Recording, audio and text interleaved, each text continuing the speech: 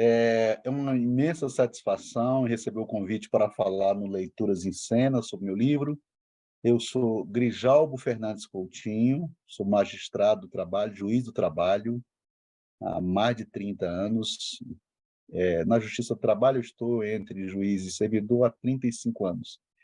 E tenho uma imensa alegria de receber esse convite para falar um pouco do meu mais novo livro e, ao mesmo tempo, tocar numa questão tão importante que é o direito do trabalho. O meu livro, ele é resultado de uma tese de doutorado que foi defendida e aprovada no final do ano de 2020, 30 de novembro de 2020. Eu realizei uma pesquisa de 4 anos na Faculdade de Direito da UFMG sobre o papel do Supremo Tribunal Federal na destituição do Supremo. Então, essa é a pesquisa que me levou a mostrar e a revelar que nós estamos vivendo uma época dramática de destruição do direito do trabalho, que é tão importante para o Estado Democrático de Direito, para a justiça social, em que os poderes da República, nos últimos anos, se agigantaram, não para defender o direito do trabalho, ao contrário, para diminuí-lo. E, nesse sentido, quem deu o pontapé inicial foi o Supremo Tribunal Federal, com várias decisões. Eu agora mostro aqui a capa do meu livro, que é Justiça Política do Capital, pela editora Tirant Leblanc, a desconstrução do direito do trabalho por meio de decisões judiciais, esse é o livro. E aqui, tal como no doutorado, na tese de doutorado, eu comecei a verificar, a partir de 2013, 2014, que estava ocorrendo algo diferente do Supremo. O Supremo sempre foi, historicamente, um tribunal conservador, um tribunal de classe dirigente. Mas, nesse âmbito do direito do trabalho, desde que começou a olhar o direito do trabalho, nos anos 30, nos anos 40, 50, sempre agiu de forma moderada, nunca foi um destruidor nato do direito do trabalho. Em alguns momentos, inclusive momentos recentes, que eu também aponto aqui no meu livro, nos anos 90, o Tribunal Superior do Trabalho, a última instância da Justiça do Trabalho, o Tribunal de Cúpula da Justiça do Trabalho, ele ficou muito encantado com a flexibilização do direito do trabalho e boa parte do TST enveredou por esse caminho entre os anos 90 e o início dos anos 2000. E, muitas vezes, o Supremo Tribunal Federal, um órgão conservador, continha o ímpeto mais, mais liberal do Tribunal Superior do Trabalho.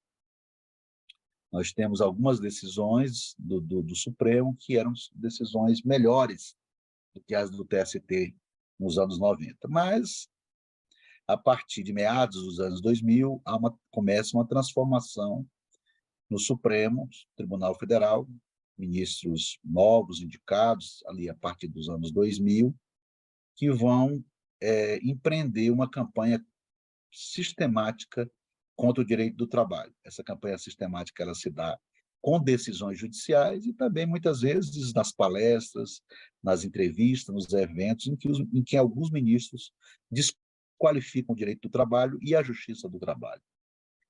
Então, nessa perspectiva, no meu livro, eu analiso que, de 60 grandes temas que foram decididos pelo Supremo entre 2007 e 2020, 60 grandes temas, em 57 desses temas o Supremo precarizou ou flexibilizou o direito do trabalho. E na imensa, veja só, de 60 a 57 casos, e aqui é importante situar que todos esses casos que eu nomino, aponto, foram julgados pelo Supremo Tribunal Federal, eles são naquelas ações de controle concentrado, em ações diretas de inconstitucionalidade ou ações diretas de constitucionalidade, as ADIs ou ADCs, portanto, as decisões ali proferidas, elas vinculam os demais órgãos do Poder Judiciário, como também, quando não se dá em ADI ou ADC, esse tipo de decisão, ocorre nos recursos extraordinários com repercussão geral, que também tem caráter vinculante, um instituto novo que foi criado pela reforma do Judiciário de 2004, a emenda 45 de 2004. Então, o Supremo passou a concentrar todos os poderes. Nós temos no Brasil dois tipos de controle de constitucionalidade. Esse controle concentrado, né, que é o controle das ADIs ou das ADCs, que se julga em abstrato, mas que tem caráter vinculante, e nós temos as decisões nos recursos, de um modo geral, que é aquela análise do caso concreto. E essas ações, até então, não tinham caráter vinculante, mas a forma do judiciário introduziu essa novidade e o Supremo tem recorrido demais aos recursos extraordinários com repercussão geral, que, na prática, tem o mesmo efeito, vincula todo o Poder Judiciário, essas decisões que são tomadas pelo Supremo. Então, o Supremo, na verdade, ele fez uma antirreforma, uma contra-reforma trabalhista. Eu não tenho tempo para nominar cada uma dessas decisões que dilapidam o direito do trabalho, porque impactam, todas essas decisões impactam o conjunto do Poder Judiciário, mas impactam as relações de trabalho que estão acontecendo, que vão acontecer. Ou seja, quando o Supremo diz que a terceirização pode ser praticada em qualquer segmento da empresa, inclusive na atividade fim, o Supremo diz para o conjunto da sociedade e para o capital que é possível terceirização em qualquer lugar. E nós sabemos quais são os efeitos da terceirização para a classe trabalhadora e para as relações sociais.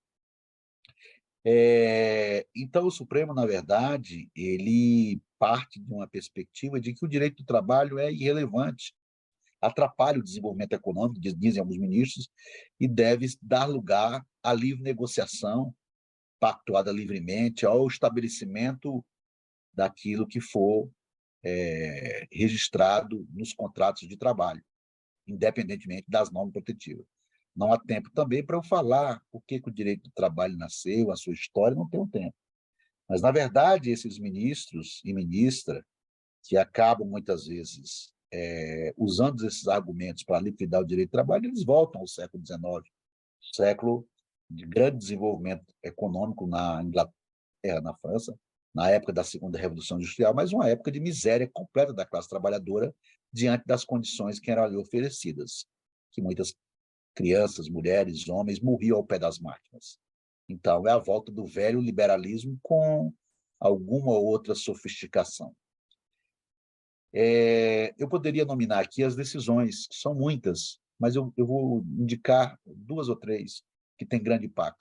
A da terceirização na atividade fim, essa é para mim, a mais comprometedora de todo o direito do trabalho, porque ela fragiliza imensamente, há uma redução drástica do conjunto de garantias de quaisquer trabalhadores terceirizados em qualquer lugar do mundo, e isso causa seríssimos problemas, inclusive acidentes e doenças do trabalho, é uma tragédia, e, por outro lado, enfraquece a organização sindical, que fica debilitada com a terceirização.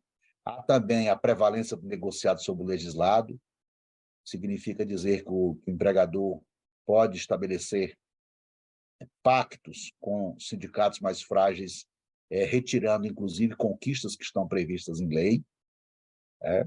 Isso também é algo profundamente comprometedor, e às vezes até na Constituição. E muitas outras decisões que acabaram, na verdade, influenciando o próprio Congresso Nacional a fazer uma contra-reforma trabalhista, a Lei 3.467 de 2017, que dilapida mais de 100 direitos da classe trabalhadora. Então, por isso é que meu livro tem o nome Justiça Política do Capital, porque eu vou em alguma teoria, em uma teoria de um autor alemão que fala do desvio da justiça para uso político, e eu concluo que não se trata apenas de uma interpretação, senão da manipulação do direito para liquidar a classe trabalhadora. É algo profundamente sério. Eu espero, sinceramente, essa jurisprudência possa ser revista e reexaminada para que as balizas do direito do trabalho não morram. Porque, ao final e ao cabo, o que acontece é a liquidação do direito do trabalho, que está protegido na Constituição pela maioria do Supremo Tribunal Federal. Nunca é unanimidade, mas a maioria. Aos líderes desse processo de flexibilização do direito do trabalho. Eu agradeço demais ao Leituras em Cena, encerro minha participação, desejando muita felicidade e muita saúde. Muito obrigado.